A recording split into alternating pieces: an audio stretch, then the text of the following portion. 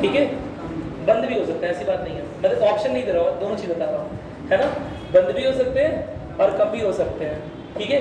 और इनकम के स्रोत जो है, जो सरकार की आय के स्रोत हैं, वो इस हद तक कम हो जाए कि वित्तीय अस्थिरता को ले आए देश में। वित्तीय अस्थिरता समझते हैं क्या होता है? वित्तीय अस्थिरता ऐसी सिचुएशन जिस समय देश के खर्चे चलाने बड़े कठिन होते हैं। मेरी बात सुनाई? देश को या देश के मंत्रियों को, सरकार को छोटे छोटे खर्चों के लिए, छोटे छोटे अनुदानों के लिए सोच विचार विमर्श करना पड़े, ऐसी अस्थिरता आ जाए। क्या मेरी बात समझ में आ गई?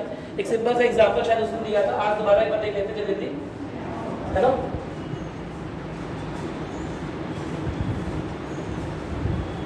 एक दिन एग्जांपल दिया था शायद, अभी जो सेंटर टैक्स कलेक्ट करता है ना, जो भी सेंटर टैक्स कलेक्ट करता है, जो भी कर इकट्ठा कर रहा है, उसका कितना परसेंट उसे स्टेट को देना पड़ता है? 42%। 42%। कौन सा वित्त आयोग, किस वित्त आयोग की ये रिकमेंडेशन की सिफारिश थी? देखा था घर पे? बोला था देख के आप थोड़ा देखते नहीं हो आप लोग अपने आप से, गड़बड़ है कुछ मामला।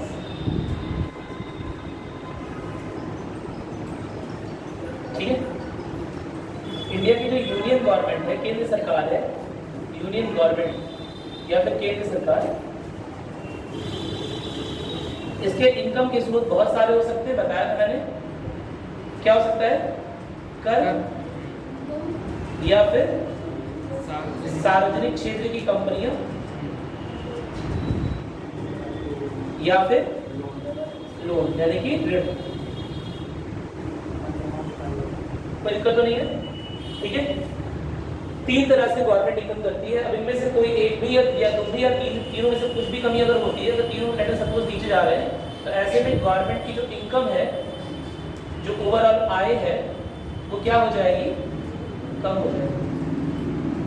अब पहले अगर ये 100 रुपए इकट्ठा कर रही थी, तो उस 100 का 42 रुपए किसे देना था? राज्यों को देना था। और खुद के पास कितना बचता? 58 बचता।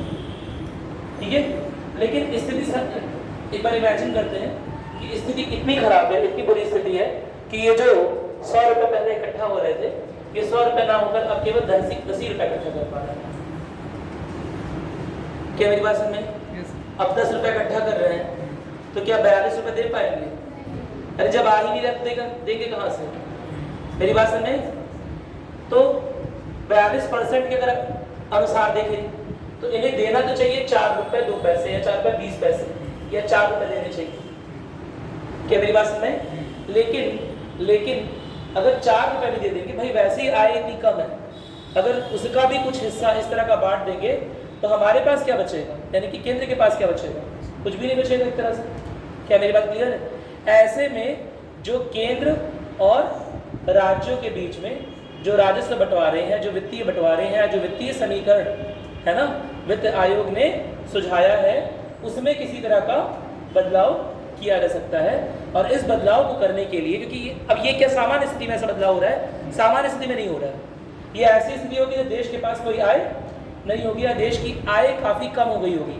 ठीक है, इवन मंत्रियों के खर्चे भी काटे जा रहे होंगे, राष्ट्रपति, एजीआई, सुप्रीम कोर्ट के जज, सबके खर्चे कुछ ना कुछ काटे जा रहे होंगे, वेतनमान भत्ते कम हो रहे होंगे, इसमें सबके मान कटते हैं, सबके पैसे कटते हैं। गवर्नमेंट एम्प्लॉइज है ना, गवर्नमेंट एम्प्लॉइज के पैसे काटे जा रहे होंगे, बताने जा रहे हैं कितना है, लेकिन वो आपके लिए इंपॉर्टेंट नहीं है। कभी एग्जाम में आया नहीं, एक बार एमबीबीएस एग्जाम में आया था कि आईएएस की सैलरी कितनी होती है वहाँ स्टेट लेवल पे, कुछ ऐसा कुछ है। मेरी बात समझ में आ रही है? लेकिन आपके एग्जाम में कभी नहीं आएगा। फिलहाल मैं क्या बता रहा हूँ कि वेतनमान जो है, जो भी निर्धारित वेतन है, वो काटा जा रहा होता है, किसी ना किसी तरह की सुविधाएं कम की जा रही होती है ना। ऋण देने से जो अंतर्राष्ट्रीय एजेंसियां हैं, स्थिति इतनी खराब हो गई है कि अंतर्राष्ट्रीय एजेंसियां भी अपना मुंह मोड़ने लगी हैं, देश की सरकार को किसी भी प्रकार के लोन नहीं देना चाहती है। क्या मेरी बात समझ में आ गई? ऐसे में देश की सरकार क्या करेगी? वही जो सार्वजनिक क्षेत्र से पैसा आ रहा है या कर से जो पैसा आ रहा है, उसी को कुछ इस तरह से उसका बंटवारा करेगी कि अपने पास ज़्यादा पैसा रह जाए और राज्यों के पास कम पैसा चल जाए, है ना। देखो, राज्य की ऑफ कोर्स बहुत सारी परेशानियां राज्य की भी होती हैं, राज्य के खर्चों में एकदम से कटौती नहीं कर देंगे, लेकिन कुछ हद तक कटौती की जा सकती है। जैसे राज्य के पास उसका है, कुछ खर्चे इसलिए दिए जा रहे हो कि वहाँ पर डैम्स बनाए जाए, डैम समझते हैं ना आप लोग, बांध बनाए जाए, इरिगेशन प्रोजेक्ट, सिंचाई की परियोजनाएं चली जाए, है ना, हो सकता है हॉस्पिटल के लिए जा रहा हो सकता है स्कूल के लिए जा रहा हो, बहुत सारी चीज़ों के लिए खर्चे जा रहे हो सकता है राज्यों के पास, वो सारे राज्यों के खर्चे, अगर कोई इमरजेंसी का हालत इस तरह का आता है, फाइनेंशियल इमरजेंसी आती है, लेट अस सपोज कि भारत चाइना का युद्ध हो गया, उसमें नेशनल इमरजेंसी तो लगी हुई है, लेकिन उस समय सारे रिसोर्सेज, सारे स्रोत जो हैं, आय के संसाधन जो हैं भारत के, वो भी बंद हो गए। बहुत सारे राष्ट्रों ने चीन की प्रभुता को देखते हुए, है ना, या चीन के प्रभुत्व को देखते हुए, चीन के वर्चस्व को देखते हुए भारत की सहायता करने से मना कर दिया है, भारत को ऋण देने से, भारत को लोन देने से मना कर दिया है। क्या मेरी बात समझ में आ रही है?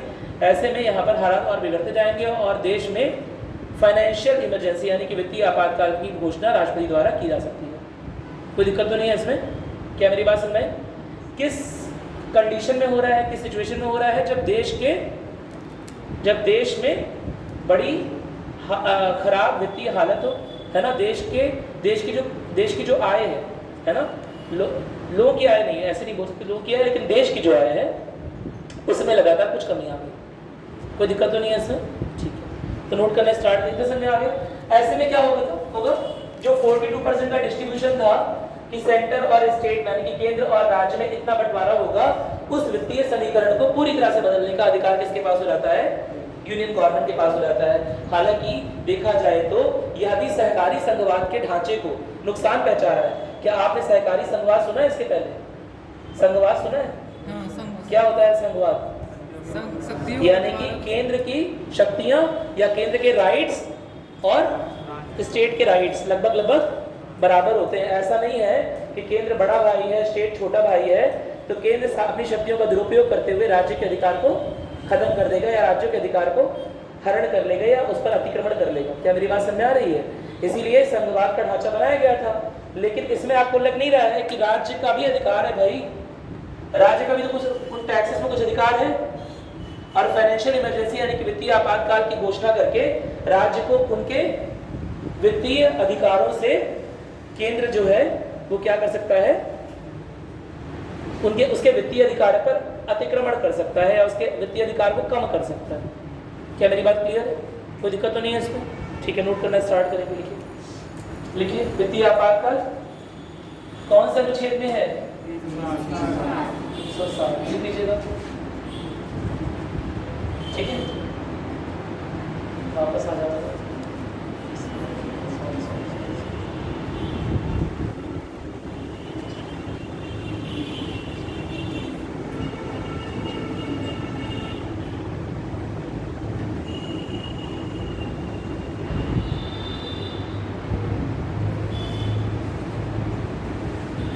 लिखिएगा भारतीय संविधान का अनुच्छेद 360, भारतीय संविधान का अनुच्छेद 360,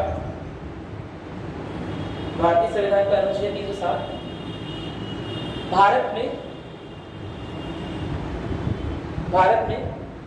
वित्तीय आपातकाल से जुड़े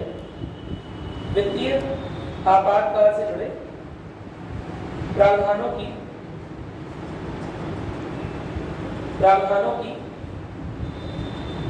घोषणा करता है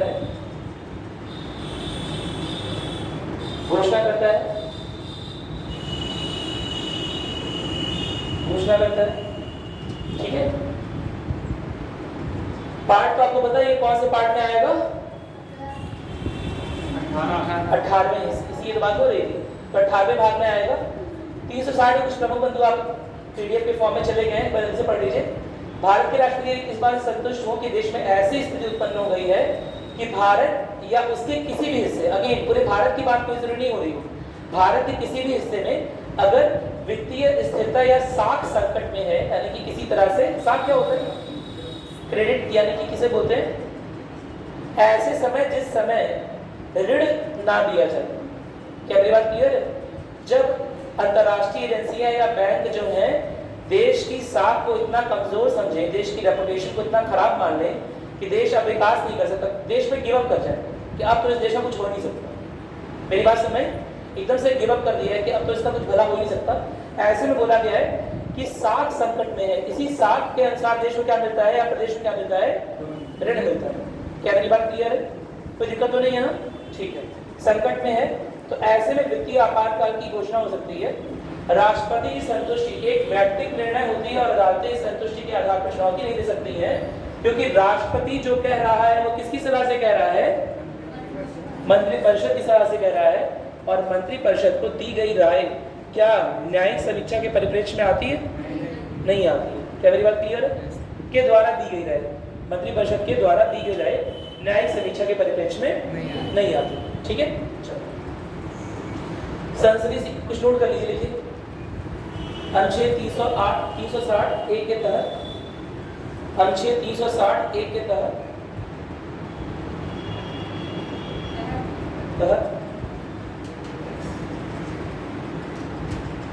राष्ट्रपति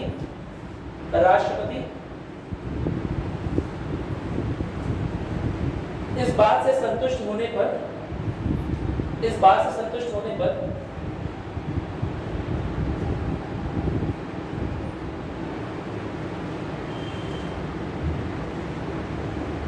कि ना केवल देश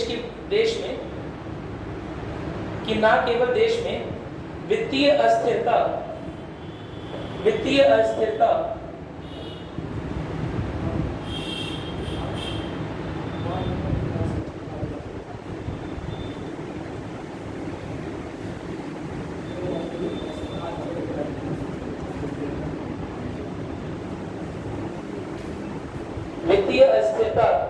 या ना केवल वित्तीय स्थिरता बल्कि वित्तीय साख ब्रैकेट में लिखिएगा, जिसके आधार पर वित्तीय अस्थिरता ना लिख लिया ना, बल्कि वित्तीय साख के बाद ब्रैकेट में लिख लीजिएगा, जिसके आधार पर ऋण मिले, लिख लीजिएगा, जिसके आधार पर ऋण मिले, संकट में है, ऐसे में वित्तीय आपातकाल की घोषणा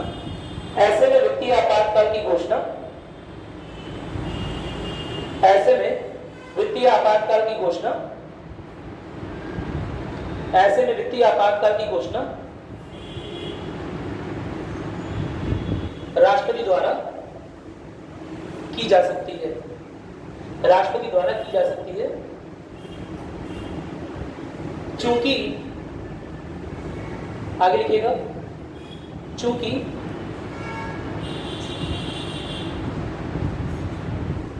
राष्ट्रपति का यह निर्णय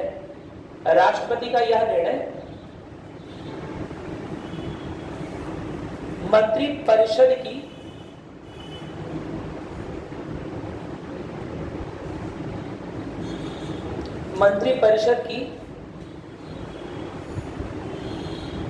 सलाह से लिया जाता है। राष्ट्रपति के द्वारा यह निर्णय मंत्रिपरिषद की सलाह से लिया जाता है, इसलिए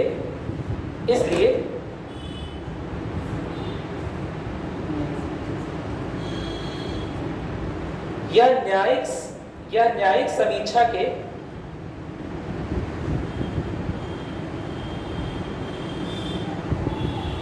न्यायिक समीक्षा से दूर है। ऐसे लिख लीजिएगा, यह न्यायिक समीक्षा से दूर है। समझ में आ गया ना? यानी कि इसकी न्यायिक समीक्षा हो सकती है, नहीं हो सकती। एकदम क्लियर हो गया, कोई दिक्कत नहीं? ठीक है, चलिए लिखिएगा आगे। लिखिए। अच्छा, इसमें भी वैसा ही हम पढ़ चुके हैं ना एक बार, एकदम वैसा ही है। इस पे देख लेते हैं, चेंज करने के बार बार आ जाएगा। हमने देखा था कि क्या हो रहा है, राष्ट्रपति की घोषणा हो गई,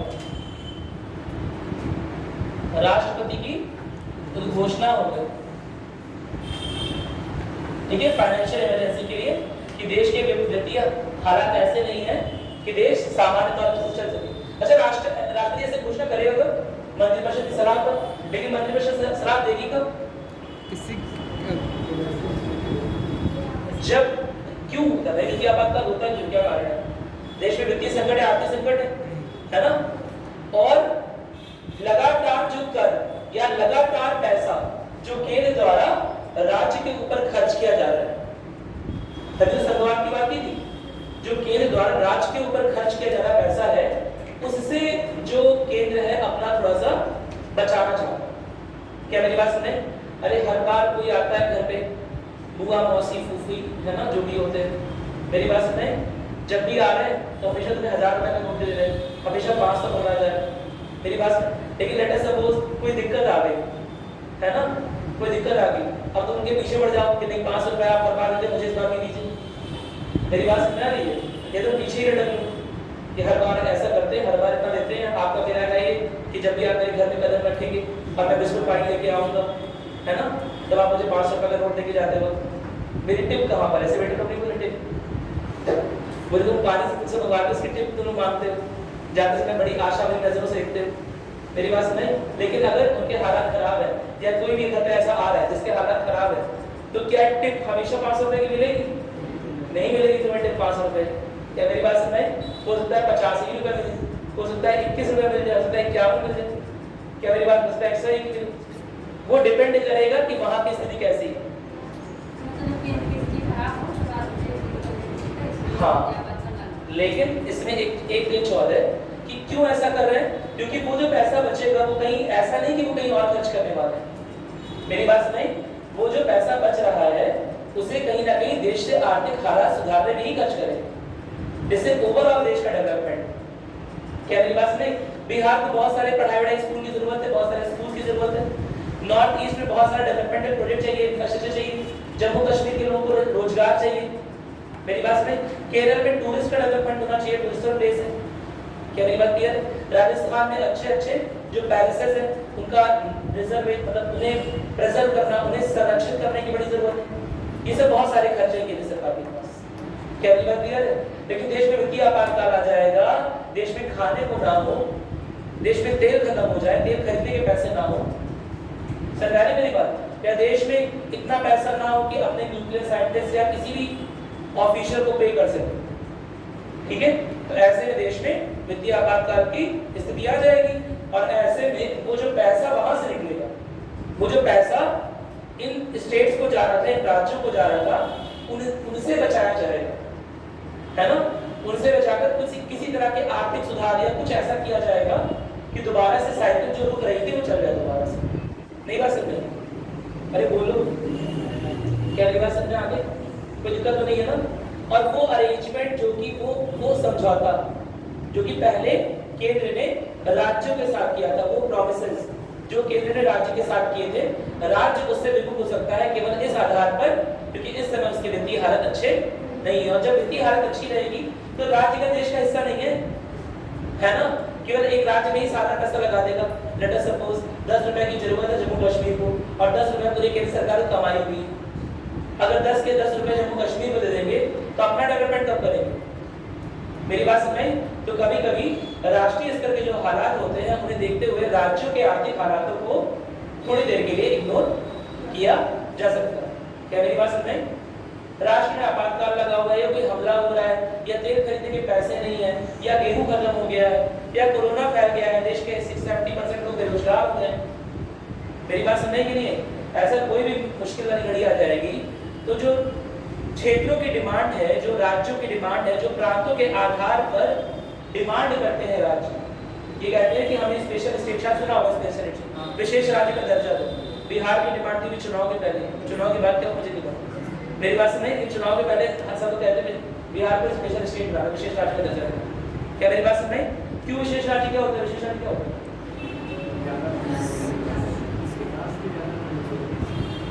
फंड, हाँ, प्रायोरिटी बेस पे फंड दिया जाता है, वरीयता क्रम में ऊपर का आता है और एक साथ नहीं दिया जाएगा फंड। जैसे कि असल में क्या होता है ना, देश ने एजुकेशन के लिए कोई बजट बनाया है ना, और वो एजुकेशन का बजट जो है उसके अनुसार हर जगह डेवलपमेंट हो रहा है, हर एक स्टेट में डेवलपमेंट हो रहा है। केंद्र सरकार ने बनाया, हर जगह डेवलपमेंट कर रहा है ना, भले राज्य में कर रहा हो। आखिर राज्य में तो केंद्र का हिस्सा ही है, नहीं है राज्य केंद्र का हिस्सा। सारे राज्यों को हटा देंगे तो केंद्र क्या बचेगा? कुछ नहीं बचेगा, केवल केंद्र शासित प्रदेश बचेंगे। क्या मेरी बात समझ में? तो आखिर राज्य में तो केंद्र का हिस्सा है, सारा डेवलपमेंट यहाँ भी होगा। क्या मेरी बात क्लियर हो रही है? ठीक है। तो इस वजह से जो फंड बचेंगे, जो पैसे बचेंगे, जो राज्यों को उन्हें एक तरह से स्वतंत्रता दे दी गई थी कि आप इस फंड का अपने अनुसार उपयोग करिए, है ना? यह स्वतंत्रता पहले क्यों नहीं दी गई थी? या पहले जब विशेष स्टेट बने थे तो पहले क्यों दी गई थी? क्योंकि हर राज्य की जरूरतें अलग अलग होती हैं। जैसा बताया, हर राज्य की जरूरतें अलग अलग होती है। छत्तीसगढ़ की अलग जरूरतें हैं, जम्मू कश्मीर की अलग जरूरतें हैं, उत्तर पूर्वी राज्य की अलग जरूरत है, यूपी की अलग जरूरतें हैं। तो उसी हिसाब से जब राज्यों को कर मिल जाएगा तो वो अपने अनुसार उन करों का उपयोग अपने विकास में कर सकते हैं बिना केंद्र के हस्तक्षेप के। भाई हर राज्य की, कितने राज्य हैं? 27, 28, 29 ऐसे तो राज्य हैं। और केंद्र शासित प्रदेश कितने हैं? 8 हैं। मेरी बात, 28 राज्य और 8 केंद्र शासित प्रदेश। क्या मेरी बात समझ आ रही है? क्या इन सबकी जरूरतें एक जैसी हैं? क्या सभी की परेशानियां समान हैं? क्या बिहार के लोग भी आतंकवाद से उतने ही प्रभावित हैं जितने जम्मू कश्मीर के लोग? नहीं। क्या केरल के लोग भी उतने ही असाक्षर हैं जितने मध्य प्रदेश या यूपी के लोग? नहीं। क्या बुरा कर दो कुछ और लगे? मेरी बात समझ? सही बात है। केंद्र स्तर पर पढ़ रहे हैं ना अभी राज्य स्तर पे नहीं। अपने आप को यूपी का नागरिक नहीं समझना, अभी अपने को केंद्र का नागरिक समझिए। ठीक है, चलो। तो बहुत सिंपल सी बात है कि ये सब परेशानियां तो है ना, जिसके लिए क्या किया गया था, जिसके लिए कई बार विशेष राज्यों का दर्जे की मांग होती है। आपने सुना होगा, शायद नीति आयोग के बारे में सुना होगा, आपने शायद योजना आयोग के बारे में सुना होगा। योजना आयोग के बारे में सुना है? योजना आयोग का गठन हुआ था। अरे इंस्पेक्टर साहब को जवाब। ठीक है, योजना आयोग के बारे में सुना है कि नहीं सुना? सुना है? योजना आयोग को क्यों बनाया गया था? क्या कारण था? हाँ, प्लानिंग कमीशन क्यों बनाया था? ताकि प्रॉपर प्लान्ड वे में जो फंड इकट्ठा हो, जो आय हो, उसे अलग अलग राज्यों तक पहुंचाया सके। क्योंकि वो प्लानिंग कमीशन, वो योजना आयोग जो है, वो ठीक तरह से फंड्स का डिस्पर्सल स्टेट में नहीं कर पा रहा था, यानी कि राज्यों को ठीक रूप से निधि प्रोवाइड नहीं कर पा रहा था। इसीलिए उस स्ट्रक्चर को तोड़कर एक नया संरचना बना दी गई, नीति आयोग बना दिया गया। शायद बात हुई थी, national institute of transforming India बोलते हैं। क्या बोलते हैं? National institute for transforming India. ठीक है, नीति आयोग कब से एक्शन में आया है? 2015, पहली जनवरी। क्या मेरी बात समझ आ गई? ठीक है, तो नीति आयोग बनाया गया। क्यों बनाया गया? इसीलिए बनाया गया कि राज्यों की जो विशेष जरूरतें हैं उसकी ओर केंद्र का ध्यान आकर्षित किया जा सके, राज्यों की विशेष जरूरतों की ओर केंद्र का ध्यान आकर्षित किया जा सके। क्या मेरी बात समझ में? कोई दिक्कत तो नहीं है ना? लेकिन वो भी कहीं ना कहीं, चाहे कितने भी केंद्र स्तर पे हम कर लेंगे, लेकिन 28 राज्य हमारे पास। क्या तो 4 राज्य हैं? नहीं ना, 28 राज्य। और कितने केंद्र शासित प्रदेश है? 8 केंद्र शासित प्रदेश है, जिनकी भौगोलिक परिस्थिति, जिनका सामाजिक ढांचा, जिनके यहाँ परेशानियां, किसी का कहीं बाढ़ आ रही है, कहीं पर पानी ही नहीं आ रहा है। मेरी बात समझ में? कहीं पर आधी बाढ़ आधा पानी है, ऐसा भी स्टेट है। क्या मेरी बात समझ आ रही है? कहीं पर खनन माफिया सब निकाल के मिनरल्स खत्म कर दिए हैं, कहीं पर अभी मिनरल्स पूरे वैसे के वैसे रखे हुए, फॉरेस्टेड एरिया है, अभी वहां पे सही तरह से मिनरल्स का उपयोग यानी खनिज संसाधनों का उपयोग नहीं हुआ। तो अलग अलग परेशानियां हैं सब जगह की। अरे बोलो, सब जगह की भौगोलिक परिस्थितियां अलग अलग हैं, सब जगह की सामाजिक संरचनाएं अलग अलग है ना? सब जगह सांप्रदायिक तनाव नहीं है, किसी जगह सांप्रदायिक तनाव की परेशानी नहीं, किसी जगह लोग समरसता में रह रहे हैं लेकिन लोग डेवलप नहीं कर पा रहे हैं, आर्थिक विकास नहीं हो रहा है। क्या मेरी बात समझ में आ रही है? कोई दिक्कत तो नहीं है ना? कई लोग लिटरेट हो गए, बहुत अच्छी साक्षरता है, लेकिन कई सारे लोग जाकर क्या था वो जो ज्वाइन कर ले रहे थे, IAS ज्वाइन कर ले रहे। क्या मेरी बात समझ में? अलग अलग प्रदेशों की अलग अलग मुश्किलें। मेरी बात समझ में? और इसीलिए केंद्र के द्वारा दिया गया फंड अगर एक तरह से दिया जाएगा कि भैया एजुकेशन के लिए हमने इतना दे दिया, सब लोग इतना इतना यूज कर लो, ऐसे में अगर केंद्र निर्धारित कर लगेगा राज्य स्तर की नीतियां, तो कहीं ना कहीं राज्य की जरूरतें पीछे रह जाएंगी। केंद्र तो ऊपर से देख रहा है हर चीज को ना। मेरी बात समझ? हो सकता है वो राज्य की सारी जरूरतों को पूरा करने में असक्षम हो जाए। क्या मेरी बात क्लियर है? इसीलिए उससे अच्छा क्या है, 500 रुपए का लोग तुम्हें पकड़ा दिया, अब तुम्हें चॉकलेट खाने का मन है, तुम्हें मिठाई पसंद है, तुम्हें कुरकुरे पसंद है, तुम्हें गुल्लक में डालना है, जैसा मन करे वैसा कर लो। क्या मेरी बात समझ में? कोई दिक्कत तो नहीं है? अरे बोलो, कोई दिक्कत तो नहीं है? तो जो केंद्र राज्यों को नेक दे रहा था, नेक समझते हो ना? हाँ, जो केंद्र राज्यों को नेक दे रहा था ना, वो नेक देना बंद कर दिया। मेरी बात समझ में? देना बंद कर सकता है किस स्थिति में? जब वित्तीय अस्थिरता में वित्तीय आपातकाल की घोषणा हुई, राष्ट्रपति ने घोषणा की है तो लोकसभा राज्यसभा में कितने समय के भीतर इसे पास हो जाना चाहिए? 2 माह। अरे ये वाला पास होने वाला चाहिए। संसदीय संस्कृति स्वीकृति कितना हो गया? 2 माह। 2 माह के अंदर लोकसभा से भी पास हो जाए और राज्यसभा से भी पास हो जाए। अगर पास नहीं हुआ तो यह बिल निरस्त हो जाएगा, फाइनेंशियल इमरजेंसी नहीं लागू होगी। क्या मेरी बात क्लियर है? वित्तीय आपातकाल लागू नहीं होगा।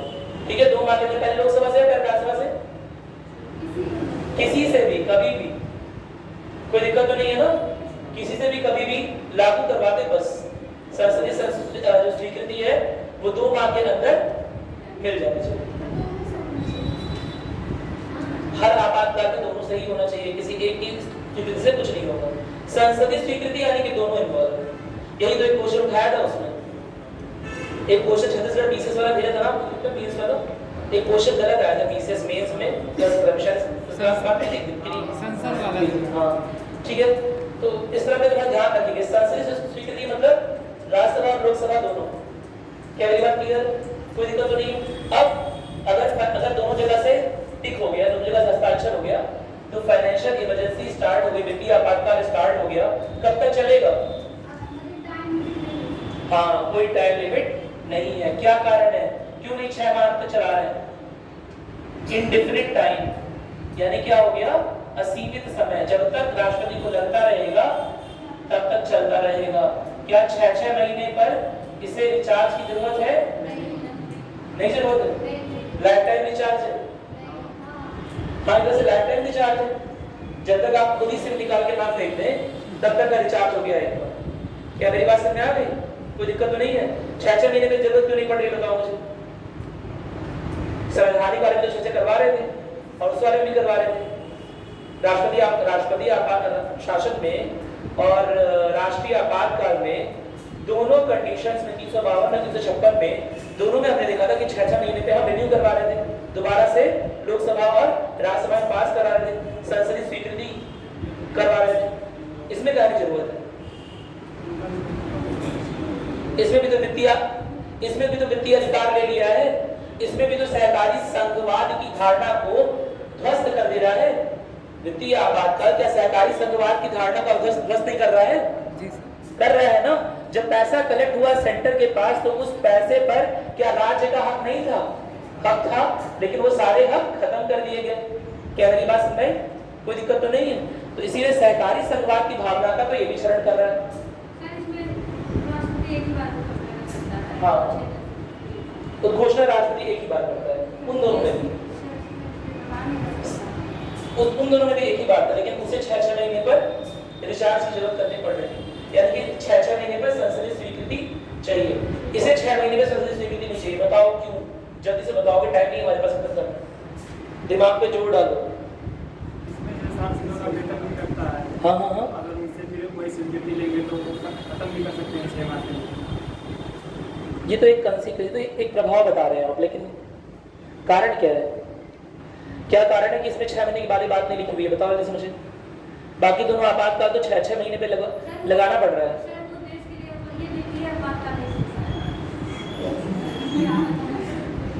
ये कौन सी बात है?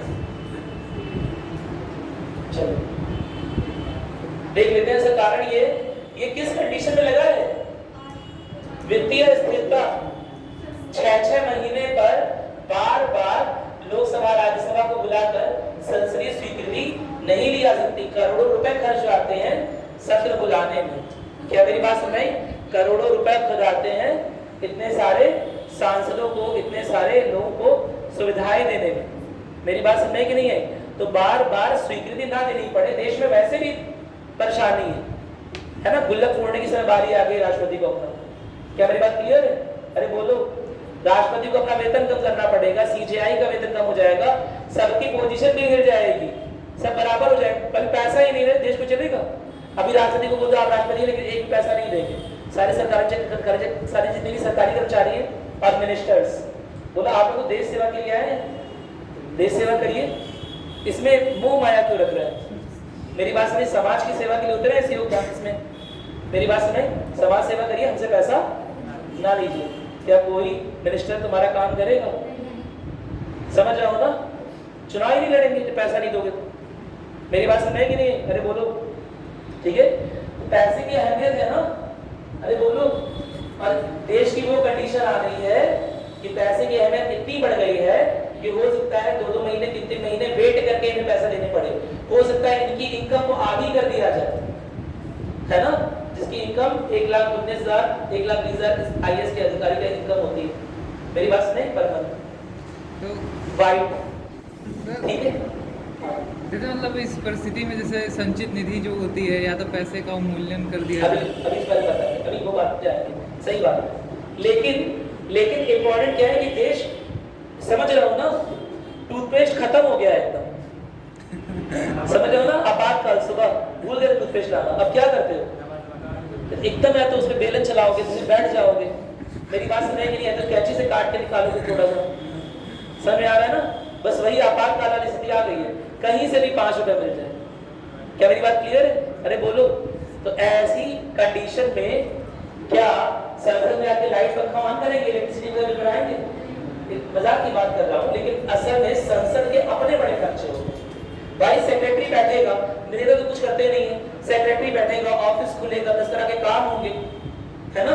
तो देश के ऊपर खर्चा बढ़ेगा, तो उस खर्चे को कम करने के लिए ये बोल दिया गया कि वित्तीय आपातकाल को और इंडेफिनिट टाइम पीरियड के लिए बढ़ाया सकता है। हालांकि इसमें केंद्र सरकार के पास जो छूट दी रहती है वो केवल वित्तीय अधिकारों तक ही सीमित रहती है। क्या मेरी बात क्लियर है? और इसे आराम से हटाया भी जा सकता है, लेकिन 6 महीने पर बार बार अगर मान लो हालात गंभीर होते जा रहे हैं, अगर हालात गंभीर होते जा रहे हैं तो बार बार संसदीय स्वीकृति के लिए संसद को बुलाने की आवश्यकता नहीं है। क्या मेरी बात समझ में आ गई? कोई दिक्कत तो नहीं है ना? लिख लोगे इस बात को, ये बनाया, याद रहेगा तुम लोगों को। 2 माह के भीतर क्या करना होता है? राज्यसभा और लोकसभा से पारित कराना होता है। सबसे पहले क्या हो जाएगी? राष्ट्रपति की घोषणा हो जाएगी, उसके 2 माह के अंदर पारित कराना होता है। एक बार पारित हो गया फिर असीमित समय के लिए, असीमित काल तक चलता रहेगा जब तक उसे हटाया ना जाए। क्या मेरी बात क्लियर है? कोई दिक्कत तो नहीं है ना? ठीक है। साधारण बहुमत से, हाँ साधारण बहुमत से होगा। राष्ट्रीय आपातकाल के अलावा सारा आपातकाल जो है वो साधारण बहुमत से ही होगा। क्या मेरी बात क्लियर है? क्योंकि एक बार राष्ट्रीय आपातकाल जब लगाया गया था तो फालतू में विपक्षी दलों की काफी पिटाई हुई है, इसलिए राष्ट्रीय आपातकाल को लगाना कठिन बना दिया गया है कि जब 2/3 सदस्य, यानी कि जो बताया हुआ शायद आप लोगों ने करवा दिया मैसेज को। चलो इसे लिखो पहले, है ना? लिखो, लिखिए कि राष्ट्रपति के द्वारा वित्तीय आपातकाल की उद्घोषणा के बाद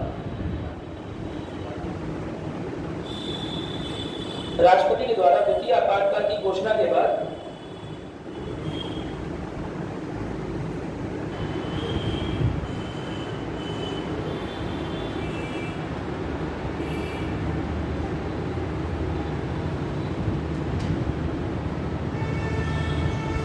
राष्ट्रपति के द्वारा वित्तीय आपातकाल की घोषणा के बाद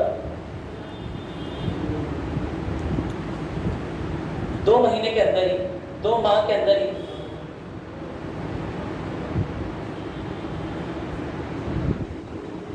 संसद के दोनों सदनों द्वारा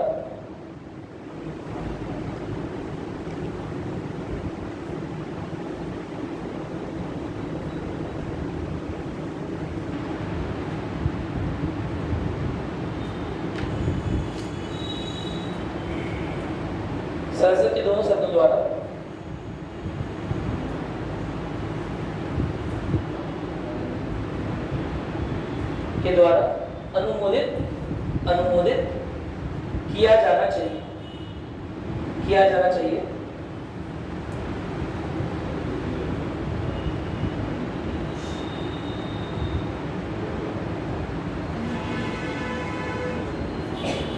एक बार लाया गया वित्तीय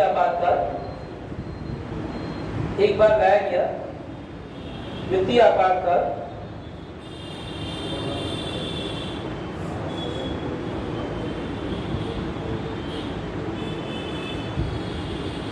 तब तक चलता रहेगा जब तक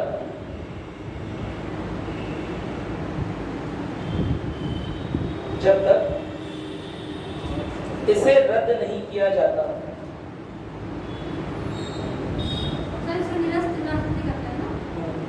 बता रहा हूँ।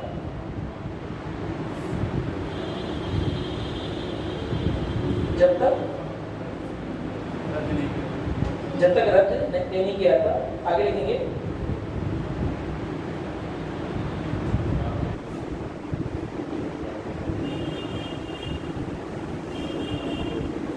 लिखिएगा इसे रद्द करने के लिए, जैसे निरस्त करने के लिए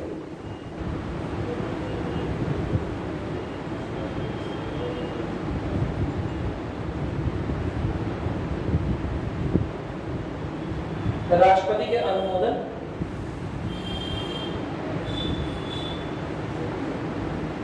के अनुमोदन के पश्चात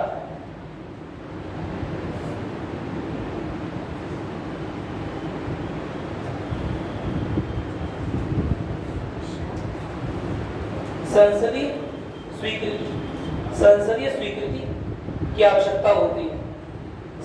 स्वीकृति की आवश्यकता होती है।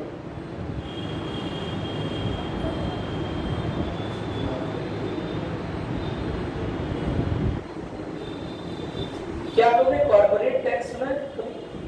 हिंदी में क्या बोलते हैं? कॉर्पोरेट टैक्स, कॉर्पोरेट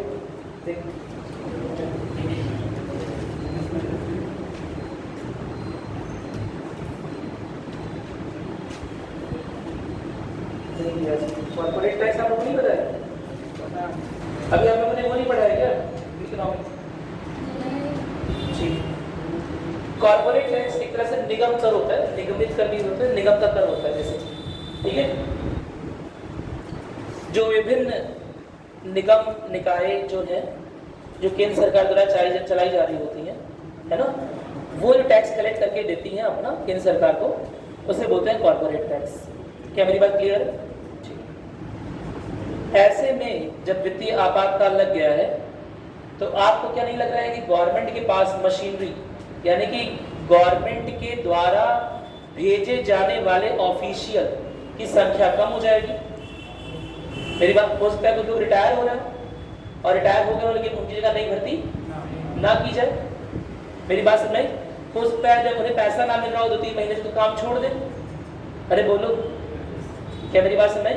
कुछ भी कर सकते, काम छोड़े, कहते भाई बिना पैसे के हम जरा काम क्यों करें, हम अपना काम करेंगे, है ना, ऐसा कर सकते हैं। तो ऐसे में यह देखते हुए कि केंद्र सरकार के पास जो टैक्स कलेक्टिंग आर्म है, यानी कि जो कर को इकट्ठा करने की भुजाएं हैं या जो ऑफिशियल्स हैं, वो लगातार कम होते जा रहे हैं। यह देखते हुए निगम कर को या अन्य इसी तरह के कर को, अच्छा कॉर्पोरेट टैक्स जमा किसके पास होता है पता है? निगम का कर किसके पास जमा होता है? केंद्र सरकार के पास। अभी आप लोगों ने नहीं पढ़ा है केंद्र के पास कौन सा होता है? कोई बात नहीं, बता दे रहा हूँ, केंद्र सरकार के पास जमा होता है। अच्छा जीएसटी किसके पास जमा होता है? केंद्र सरकार के पास जमा होता है, केंद्र सरकार के पास, लेकिन उसका एक हिस्सा राज्य सरकार के पास केंद्र द्वारा वापस भी किया जाता है। मेरी बात सुनाई? जिसका उपयोग राज्य कर सकता है, कोई दिक्कत तो नहीं है ना। लेकिन जमा करने का काम किसका है? केंद्र का। उपयोग दोनों कर रहे हैं, राज्य और केंद्र मिलकर कर रहे हैं। कॉर्पोरेट टैक्स जो है वो जमा करने का काम किसका है? केंद्र का। और उपयोग कौन करता है? केंद्र करता है, केवल और केवल केंद्र करता है। क्या मेरी बात समझ में आ गई? ठीक है, तो बहुत सिंपल सी बात है कि कॉर्पोरेट टैक्स जमा करने का भी काम किसका है? केंद्र का। और उपयोग में लाने का काम भी किसका है? केंद्र का। तो ऐसे समय में जब वित्तीय अस्थिरता आ गई हो, वित्तीय आपातकाल आ गया हो, या जो ऑफिसेज हैं या जो ऑफिशियल हैं वो कम पड़ गए हैं, शायद केंद्र के अधीन जो कर्मचारी हैं वो लगातार मोर्चा खोल लिए हैं केंद्र सरकार के खिलाफ, या टैक्स कलेक्ट करने नहीं जा रहे हैं, कर लेने नहीं जा रहे हैं, तो ऐसे में केंद्र जो है वो राज्य को यह निर्देश दे सकता है कि तमाम तरह के उसके कर, जिसमें कॉर्पोरेट टैक्स भी आता है, वो केंद्र खुद ना इकट्ठा करके राज्य लेगा उससे, लेकिन जमा किसके पास करेगा? केंद्र के पास जमा करेगा। क्या मेरी बात समझ में? कोई दिक्कत तो नहीं है ना। कभी कभी ऐसा हो सकता है कि जो कर को कलेक्ट करने का जो ढांचा बनाया गया है कि कौन उसे जमा करेगा और कहाँ पर वो यूज होगा, किसके द्वारा यूज किया जाएगा, केंद्र सरकार द्वारा, राज्य सरकार द्वारा, कभी कभी उसमें उस ढांचे में किसी तरह के बुनियादीगत जो परिवर्तन है वो वित्तीय आपातकाल की स्थिति में किए जा सकते हैं। कोई दिक्कत तो नहीं है ना। क्या मेरी बात समझ में? जिसमें से एक एग्जाम्पल ये होगा कॉर्पोरेट टैक्स के साथ कि अगर कॉर्पोरेट टैक्स लगा हुआ है और अगर केंद्र के पास अधिकारी कम है या उसे कलेक्ट करने के लोग कम है, तो ऐसे में केंद्र राज्यों को यह निर्देश दे सकता है कि जो टैक्स है कॉर्पोरेट निगम कर जो है वो आप जमा करेंगे और फाइनली मुझे दे देंगे। कोई दिक्कत तो नहीं है ना, इकट्ठा करने की जिम्मेदारी आपकी है, क्योंकि हम कहाँ तक हर कॉर्पोरेशन में जाएंगे, हर एक निगम में जाएंगे, कहाँ तक हर एक कंपनी में जाएंगे और टैक्स इकट्ठा कर पाएंगे। हमारे पास इतने तंत्र नहीं रह गए हैं, या इतने ऑफिसर्स या इतने ऑफिसर्स अब नहीं रहे। क्या मेरी बात क्लियर है? कोई दिक्कत तो नहीं है ना? यह अगर इस तरह का निर्देश या इस तरह का कोई भी वित्तीय निर्देश अगर केंद्र सरकार की ओर से आता है तो राज्यों को मानना ही मानना पड़ेगा, राज्य उसके खिलाफ नहीं जा सकता। कोई दिक्कत तो नहीं है? लिखेंगे, लिखिए वित्तीय आपातकाल की समय, अब इसको लिख लिया। देखिए वित्तीय आपातकाल के दौरान वित्तीय आपातकाल के दौरान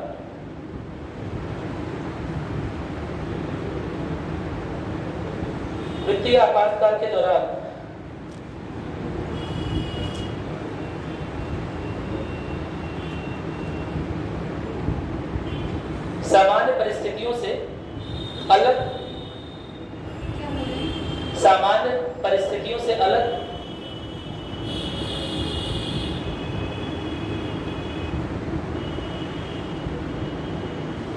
वित्तीय बदलाव किए जा सकते हैं।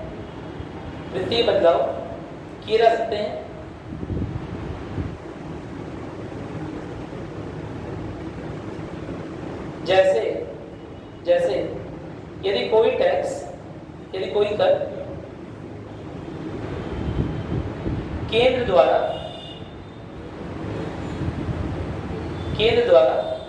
खुद के उपयोग के लिए इकट्ठा किया जा रहा था,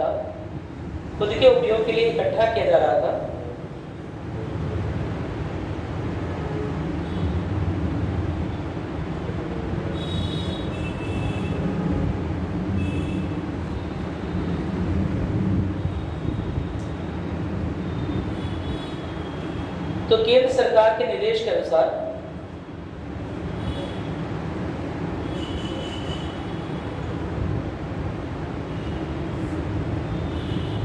ऐसे करों को के निर्देश अनुसार ऐसे करों को राज्य के द्वारा इकट्ठा किया जाएगा और केंद्र के पास जमा किया जाएगा।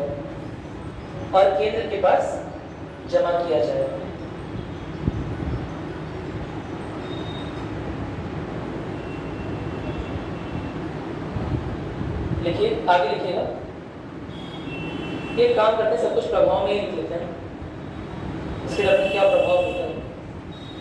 हेडिंग डालिएगा वित्तीय आपातकाल का प्रभाव।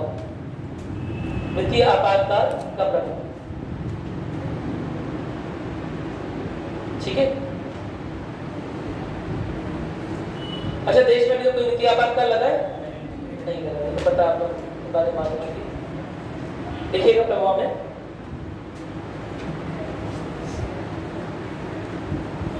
लिखिएगा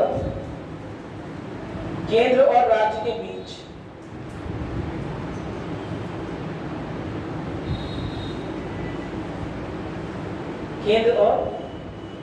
राज्यों के बीच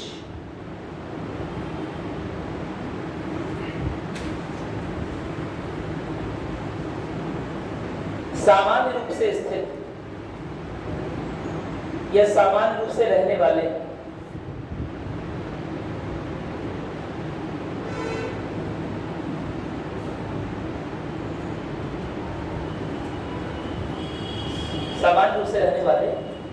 राजस्व बंटवारे के प्रावधान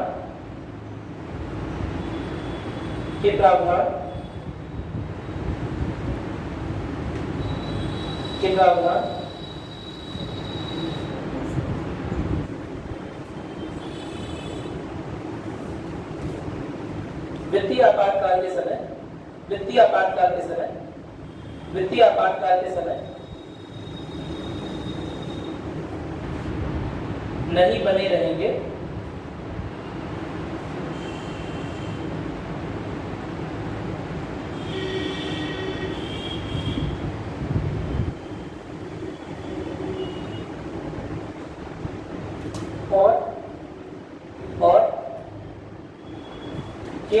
राज्यों के बीच का वित्तीय समीकरण, केंद्र और राज्यों के बीच का वित्तीय समीकरण, वित्तीय का समझ गए आप लोग? वित्तीय समीकरण किस सेंस में है कि कितना पैसा आया और कितना बटा, इसी सेंस में, ठीक है। वित्तीय समीकरण पूर्ण रूप से केंद्र के हाथों में रहेगा।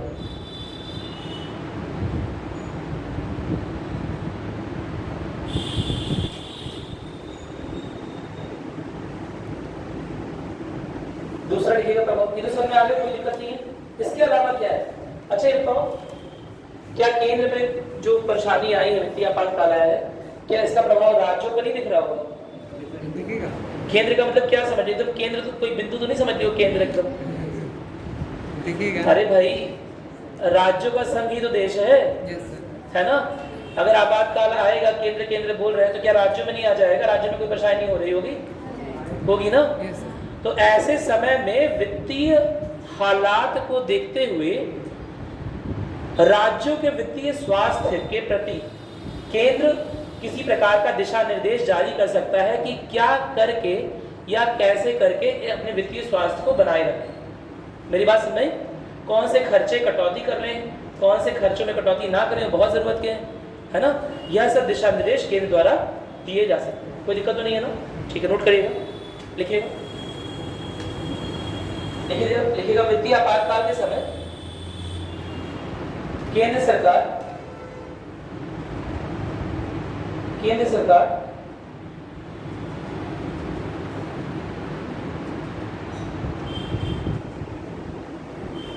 राज्यों को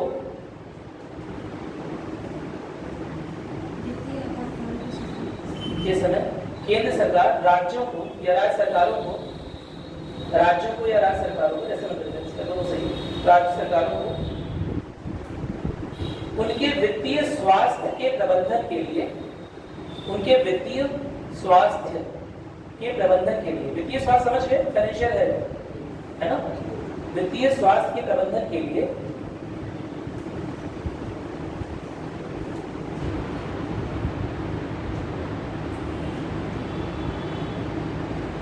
किसी भी प्रकार का दिशा निर्देश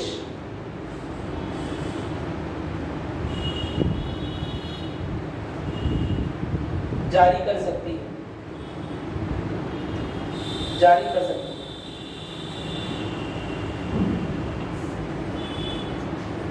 ठीक है, अगला लिखिएगा, अगला प्रभाव तीसरा लिखिए। वित्तीय आपातकाल के समय यह सुनिश्चित करने के लिए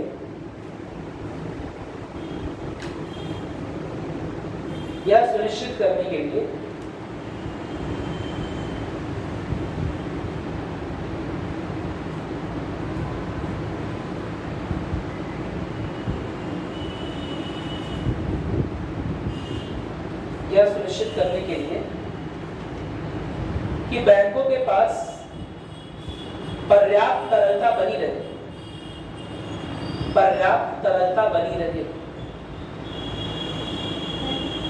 बैंकों के पास पर्याप्त तरलता बनी रहे।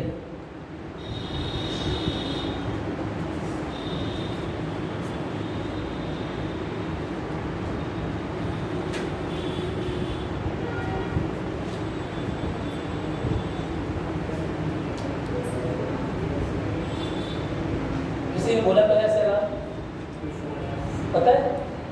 Very good. क्या मतलब होता है? क्या मतलब होता है? सलाम सही तो बोला। इसका मतलब पढ़ा है? स्टैट्यूटरी लिक्विडिटी रेशियो क्या होता है? हालांकि थोड़ा सा इकोनॉमिक्स का पार्ट है, लेकिन थोड़ा बहुत और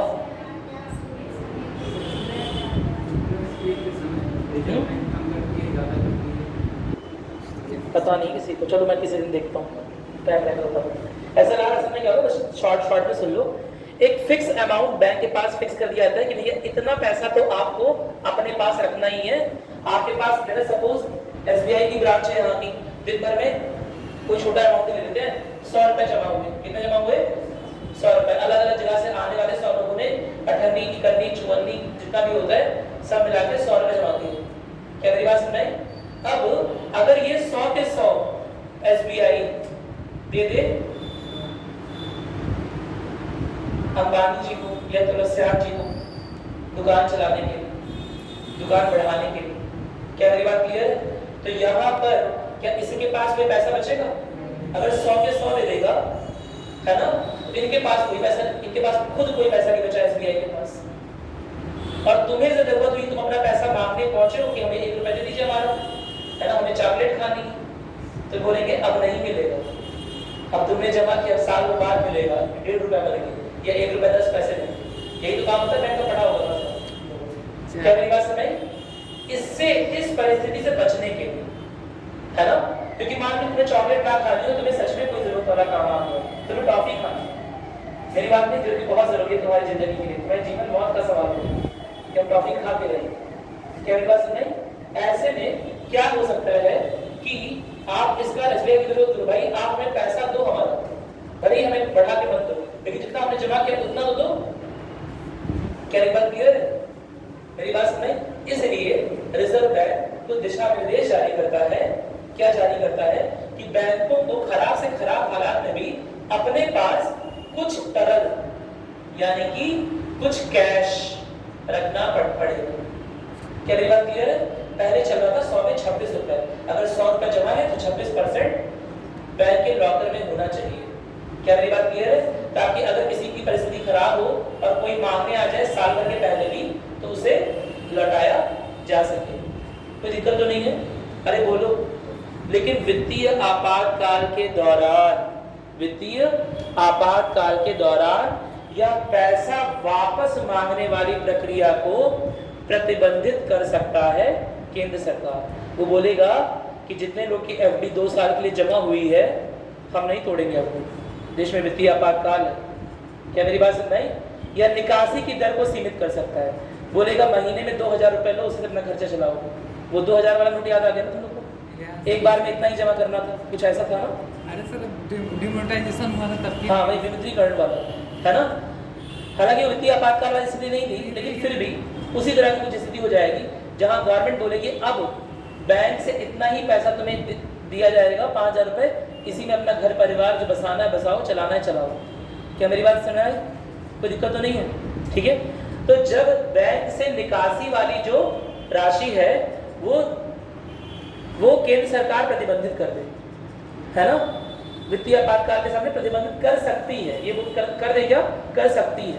अगर वित्तीय आपातकाल बहुत ज़्यादा बढ़ गया है, ऐसा लग रहा है कि बहुत ज़्यादा कैश क्राइसिस हो गई है, तो वो यह नहीं बोलेगा कि आप कैश ले जाओ अपने घर में जाके गुल्लक में छुपा लो या तकिए के नीचे रख लो। क्या मेरी बात सुन रही? वो बोलेगा कि नहीं, देश को कैश की ज़रूरत है ना, अगर सारा धन आप ना निकाल के ले जाओगे तो ऐसे में देश को नुकसान हो जाएगा। और इसीलिए बैंक से हुई निकासी को या बैंक से होने वाली निकासी को प्रतिबंधित कर सकता है किसी पर्टिकुलर रेट पर, कि हाँ इतना ही पैसा निकाल सकते हो। क्या मेरी बात समझ में आ गई? चलो लिखोगे इस बात को, देखिए वित्तीय आपातकाल के दौरान क्या लिखा आपने? बैंकों के पास पर्याप्त तरलता यह सुनिश्चित करने के लिए, है ना, बैंक खातों से निकासी को प्रतिबंधित किया जा सकता है।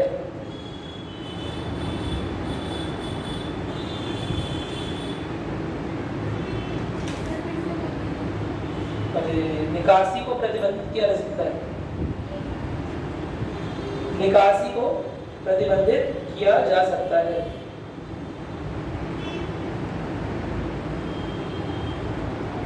आगे लिखिएगा,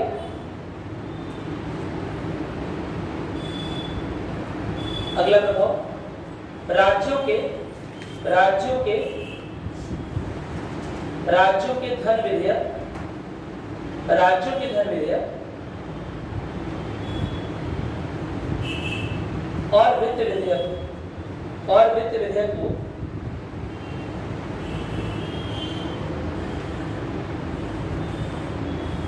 राष्ट्रपति की सामान्य सहमति के लिए, राष्ट्रपति की सामान्य सहमति के लिए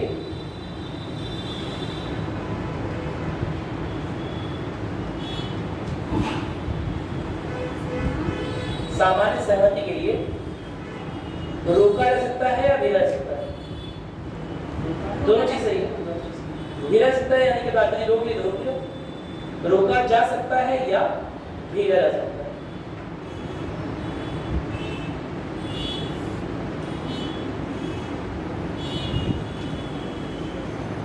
इसके अलावा एक और लिखिएगा,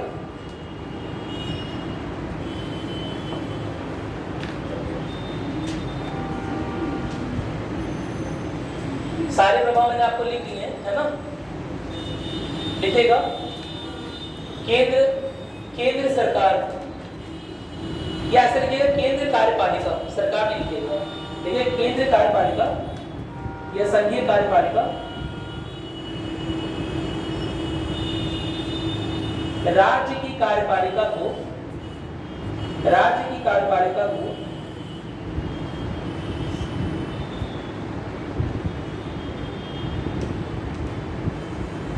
राज्य कर्मियों को दिए जा रहे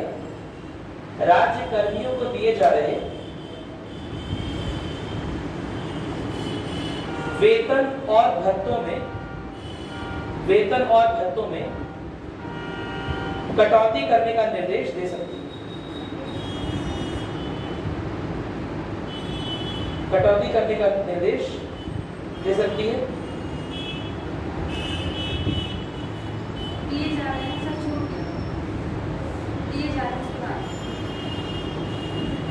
कटौती करने का निर्देश दे सकती है। मुझे बस अंतिम के 4 शब्द याद रहते हैं, बीच वाला कैसे हो गया तो चलिए ठीक है। मुझे पूरा स्टेटमेंट बनाना पड़ेगा, हिंदी में ट्रांसलेट करना पड़ेगा, समझा? लिख लिया? कोई दिक्कत तो नहीं? चलो अपने दोस्तों की हेल्प ले लीजिए। क्या बताया था मैंने? कुछ बोलने आ रहा था मैंने, क्या बताया था? क्या लिखा?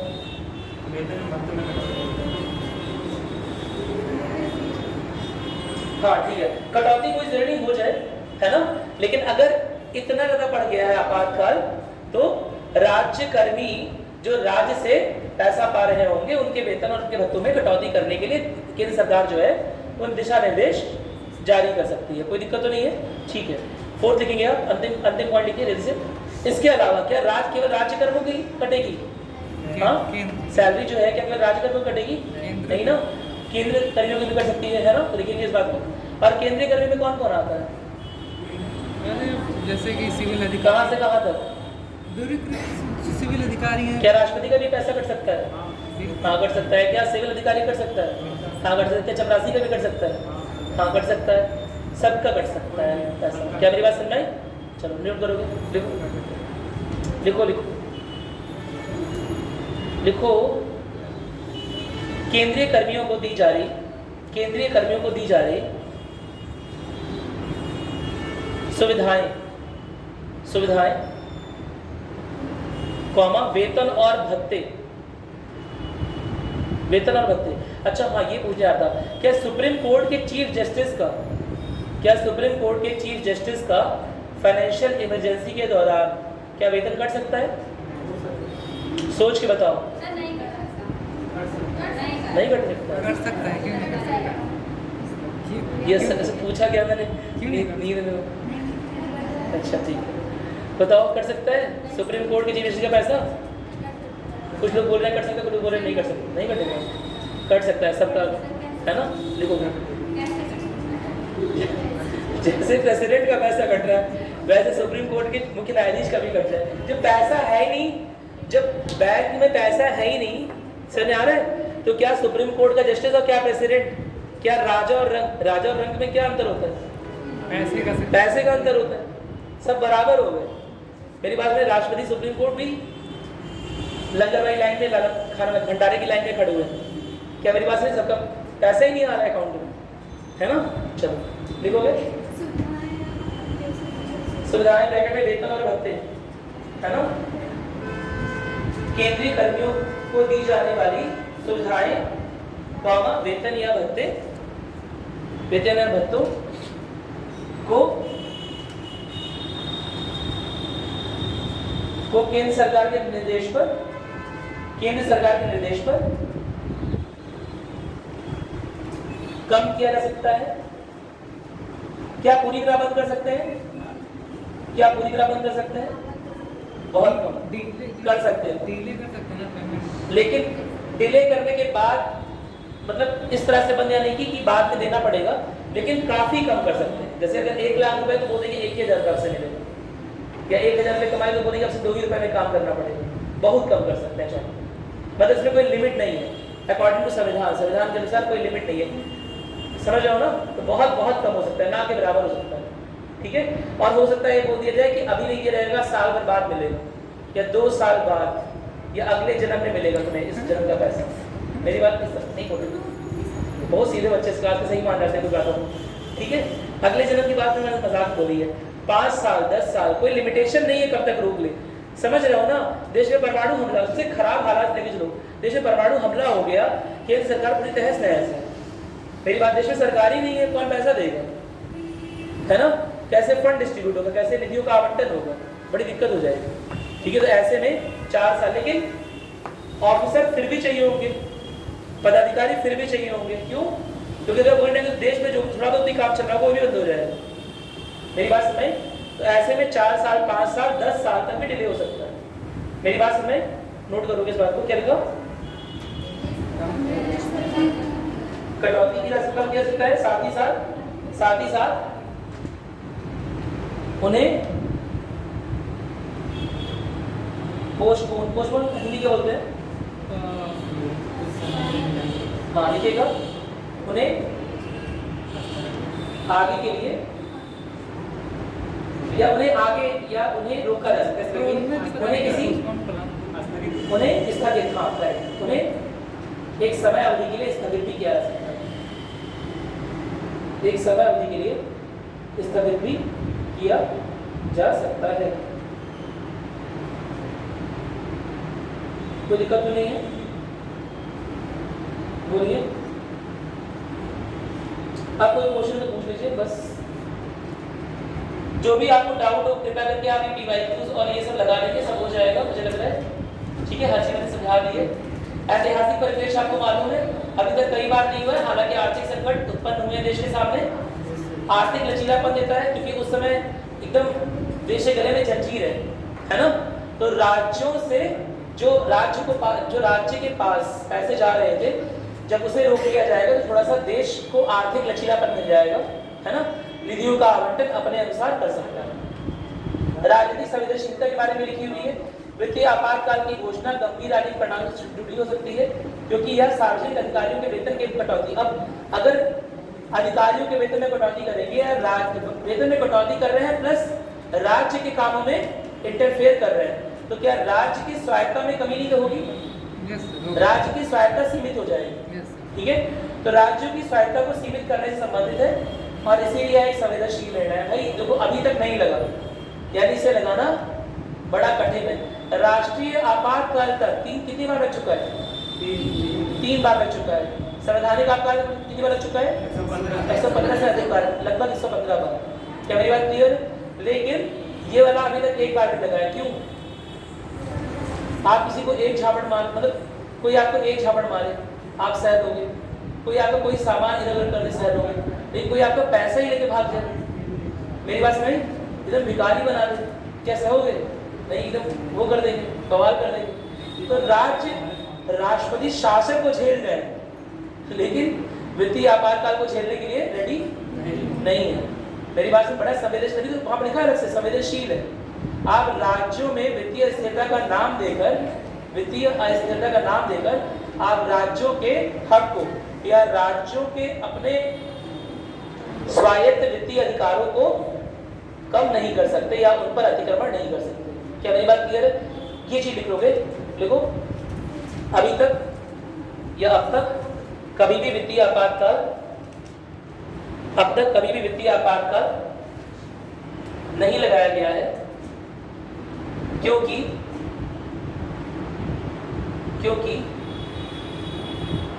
यह एक बेहद संवेदनशील, क्योंकि यह एक बेहद संवेदनशील मुद्दा है।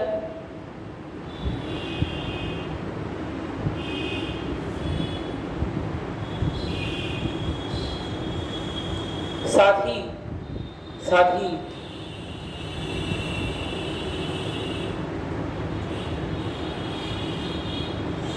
वित्तीय आपातकाल के दौरान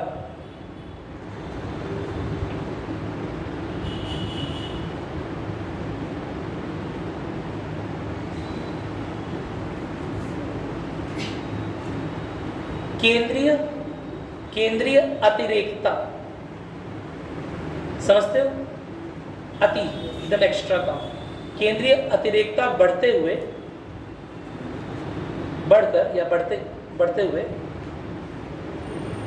राज्यों की वित्तीय स्वायत्ता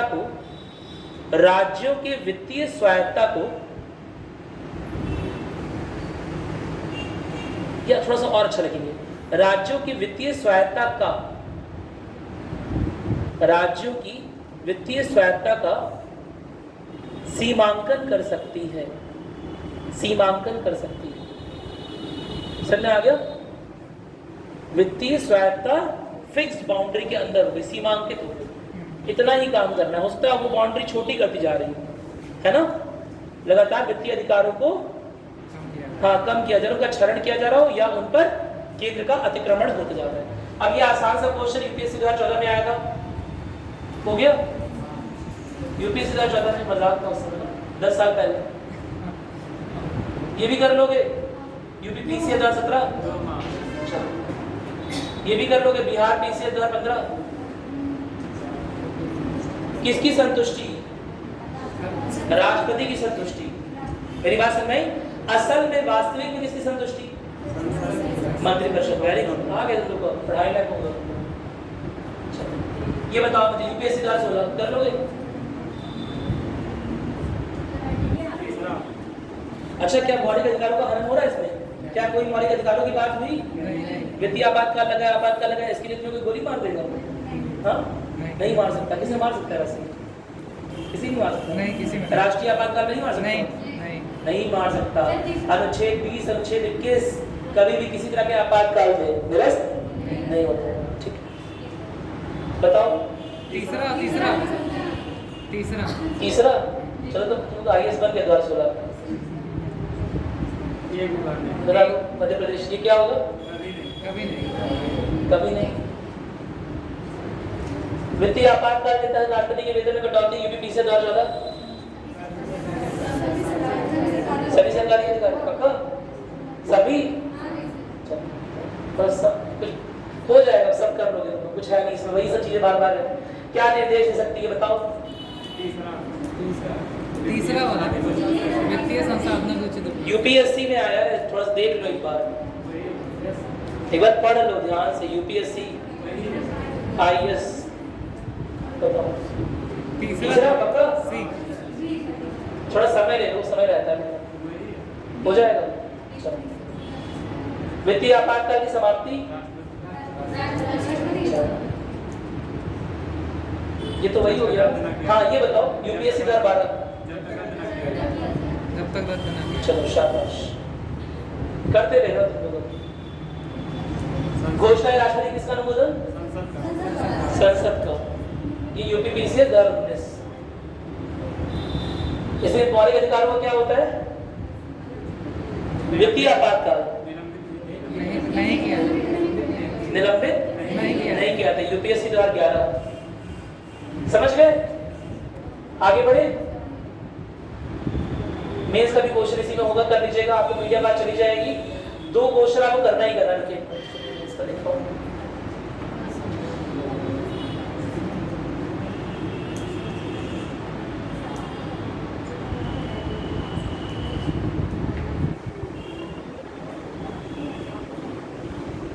हाँ, ये मेंस 2015 में क्वेश्चन आया था। वित्तीय आपातकाल क्या है? भारतीय संविधान ने इसके लागू करने के प्रभाव बता दिया, प्रक्रिया व्याख्या बता दिया। लिख लोगे, कोई दिक्कत नहीं है ना? ये दोनों क्वेश्चन कर लीजिएगा, यूपीएससी मेंस 2015 का और पीसीएस मेंस 2017 का। ठीक है, आपको पीडीएफ में चला जाएगा, कोई दिक्कत तो नहीं है ना? चलिए ठीक है। क्या स्टार्ट करें?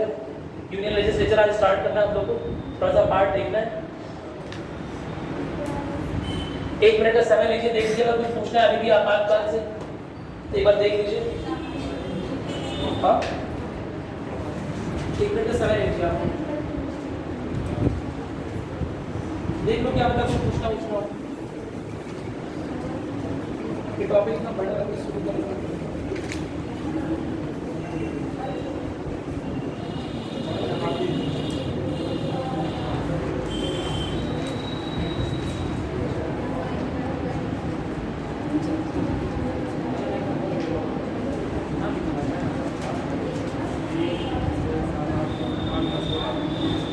पढ़ लिया? यूनियन लेजिस्लेचर स्टार्ट करें? 10 मिनट हो गए, 5 मिनट ऐसा पूछ लो, इसमें से पूछ लो, पूछना होगा सर ग्रुप को ऐड कर दीजिए। सर बताओ कुछ पूछना होगा ना, बताओ क्या? हाँ? इसका मतलब स्वायत्तता यानी कि इंडिपेंडेंस को काम करने की शक्ति, आत्मशक्ति कह सकते हैं, ज़्यादा स्पिरिचुअल हो जाएगा, लेकिन इंडिपेंडेंस अधिकार स्वायत्तता इंडिपेंडेंस सॉवरेनिटी कहते हैं ऐसे इंग्लिश में। इसका क्या मतलब होता है कि संप्रभुता होता है। हाँ कह सकते हो संप्रभुता। संप्रभुता समझ पा रही हो? और क्लास में करो अगर स्वायत्तता संप्रभुता। स्वयं से विवेक स्वायत्तता असल में क्या होता है, अपने विवेक से कुछ अगर डिसीजन लेना चाहें, कुछ निर्णय लेना चाहें, वो शक्ति कितनी ज़्यादा है उसे स्वायत्तता बोलते हैं। क्या आप पूर्ण रूप से स्वायत्त हैं? नहीं, पूर्ण स्वायत्त नहीं है ना, पूर्ण स्वायत्त फील करते हैं। यहाँ पर चढ़ के डांस करेंगे क्या उसके ऊपर, सबके लिए ऊपर नहीं कर पाएंगे ना, पूर्ण स्वायत्त नहीं आप। और कुछ पूछना और कुछ देख लीजिए एक बार। संप्रभुता, गणतंत्र, लोकतंत्र, जो बेसिक मैंने पहले पढ़ाया था कभी, अगर उसके बेसिक कुछ पूछने हैं। सुप्रीम कोर्ट के जो न्यायाधीश होते हैं तो वहाँ पे कराया जाता है, क्यों कराया जाता है? महाभियोग हमसे नहीं बोलेंगे, महाभियोग की चर्चा हम बोलते हैं, महाभियोग जैसी प्रक्रिया है, लेकिन संविधान में उस प्रक्रिया को महाभियोग के नाम से नहीं लिखा है, तो महाभियोग मेरी बात से पहली बात है। इसका कैसे लगता है? सर मतलब किसके द्वारा लगाया जाता है, क्यों लगाया जाता है? अभी तक चला नहीं है, लेकिन एक बार हुआ है। हाँ। नहीं नहीं हुआ नहीं है, मैं बता रहा हूँ क्या होता है, मैं बता रहा हूँ। असल में महाभियोग शुरू हुआ था, लेकिन कोई अभी भी सुप्रीम कोर्ट का जस्टिस जो है वो महाभियोग की वजह से हटाया नहीं है। उसके पहले ही अगर महाभियोग प्रूव करने वाला होता है, वो होने वाला होता है, और अगर सशक्त सबूत होते हैं उसके खिलाफ, मेरी बात को पूरी इस्तीफा देता है, तो महाभियोग चलाने की बात नहीं है। मेरी बात सुनाई? अपने पदों का दुरुपयोग करके कई बार लैंगिक हिंसा, कई बार कई अनयूजुअल गलत तरह के काम या गलत तरह के फेवर्स की डिमांड जजेस या न्यायाधीश कर लेते हैं, या पैसे की डिमांड कर लेते हैं, या किसी कुछ राजनीतिक आकांक्षा रहती है। मेरी बात समझ में? किसी कुछ राजनीतिक आकांक्षाएं भी हो सकती हैं, ठीक है, कि आप अगर हम आपके फेवर में डिसीजन देंगे, आप अभी केंद्र सरकार में हैं, तो जब हम रिटायर होंगे तब आप अपने राज्यसभा का MP बना देंगे। क्या मेरी बात सुन रहे हैं? ऐसा कभी कभार हो सकता है, ठीक है। तो इस वजह से कभी बहुत असल में क्या होता है ना, बहुत कम ही सुप्रीम कोर्ट के जज होते हैं जो गवर्नमेंट या उस समय तत्कालिक सरकार इसके खिलाफ जाने की कोशिश करते हैं। रंजन गोगोई तो ऐसा। हाँ रंजन गोगोई, नाम नहीं लेंगे हम लोग, है ना? सर एक लोग के ऊपर किसी लगाया गया था, बट पता लगा किसी को नहीं मुझे किया गया था। हाँ एक जिसके पास लगाया गया था, लगाया गया था, रामास्वामी ने साबित नहीं हुआ, साबित नहीं हुआ। और भी चला है, केवल एक जज के ऊपर नहीं, कलकत्ता हाईकोर्ट के तब से कलकत्ता हाईकोर्ट के 2 जज के ऊपर है ना। मेरी बात समझ में? कलकत्ता हाईकोर्ट के 2 जज के ऊपर महाभियोग चलाने का